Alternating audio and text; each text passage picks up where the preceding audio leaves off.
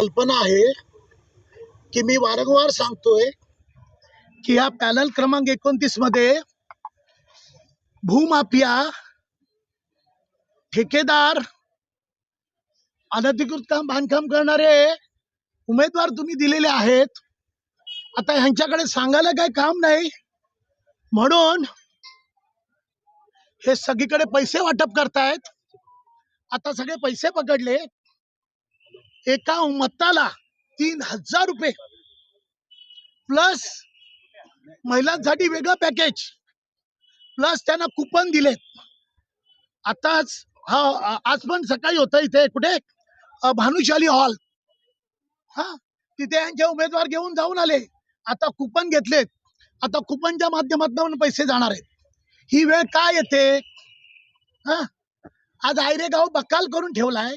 आपण जिथे बसलो हा सुनील नगरचा वार्ड आहे. बघा काय परिस्थिती आहे. इथल्या लोकांना विचारा, 10 वर्ष नगरसेविका बघितली का? इथे त्यांनी एक काम दाखवावं. अशी परिस्थिती असताना प्रशासनाची दडपशाही कशा प्रकारे असते? मी त्यांना म्हटलं पंचनामा इथेच करा. ते म्हणतात पोलीस स्टेशनला. कोणता कायदा आहे? पंचनामा स्पॉटला होईल की पोलीस स्टेशनला होईल? वरनं त्यांना फोन आले. बीजेपीचे पदाधिकारी आले, मोठे मोठे पदाधिकारी इथे आले. आरोला यायला इथे 1.5 तास लागला का? बाजूला आहे ना. 2 मिनिटावर. अरे बाबा थांबा ना, मला बोलू द्या. आरोला यायला 1.5 तास का लागला? म्हणजे कोणती दडपशाही आहे?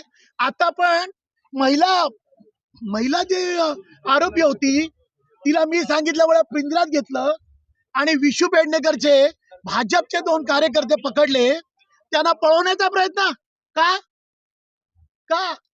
मी मागच्या वेळेला तुम्हाला सांगितलं की यांची पोलखोल केली. बघा कसा आयरेगाव धारावी करून ठेवलाय. आणि ते सांगितलं म्हणून माझ्यावर दडपशाही? अगदी माझ्यावर फॉर्म भरण्यापासून यांची दडपशाही. मी फॉर्म भरल्यानंतर सुद्धा मला 48 तासापेक्षा जास्त भूमिगत व्हायला लागलं का? कोणतीही ताकद आहे? उमेदवाराचा टावरेचा फॉर्म तर तिथेच रिजेक्ट झाला पाहिजे. महापालिकेचा अहवाल आहे 2022चा की याचा नगरसेवक बद्द रद्द करा. आणि सडा त्यांनी लिहिलंय, यांनी खोटे पेपर बनवले. सगळं अहवाल रेडी आहे. पुढची भूमिका काय? माझ्या लोकांना, नागरिकांना सांगायचं, बघा आता या ठेकेदार भ्रष्ट लोकांच्या हातात हा माझा प्रभाग द्यायचा आहे का? इथे नागरिकांना विचारा. रात्री 2 वाजता जरी कॉल आला तरी हा नितीन पाटलाचं उत्तर आहे की नाही? लोक इथे विचारा त्यांना. लोक विचारा. हे सुनील नगर वाढत बसलोय मी. आता तुम्हाला माहिती आहे किती गुंड आलेत? जा त्या टावरेच्या घराच्या इथे शेकडो गुंडे आलेत. आता इथे पैसे सापडले. दारूसाठी तुम्हाला आयरे गावात जायला लागेल, माझ्या दत्तनगरला जायला लागेल. इथल्या प्रत्येक घरात आता जा. प्रत्येक घरातला नागरिक तुम्हाला ते पाकिट दाखवेल. त्या आमच्या एका महिला भगिनी ते दाखवलं की तिच्या घरात कशा प्रकारचं पाकिट लिहिलंय, त्यांचे किती मतदार आहेत, त्यांची नावं. त्यांना प्रत्येक मतदारास 3,000चं पाकिट आयरे गावात आणि माझ्या दत्तनगर मध्ये तर 5,000 हजाराचं पाकिट दिलंय. जावा, तो शर्मा सलूनवाला आहे तिथे. त्याला पकडा, तो लगेच स्टेटमेंट देईल. आता बघा इथे प्रत्येक घरात जावा. हे घरातली लोक सांगतील ही का वेळ येते. सच्चाईने नितीन पाटलाला हरवू शकत नाही म्हणून दाखवा ना याची कामं.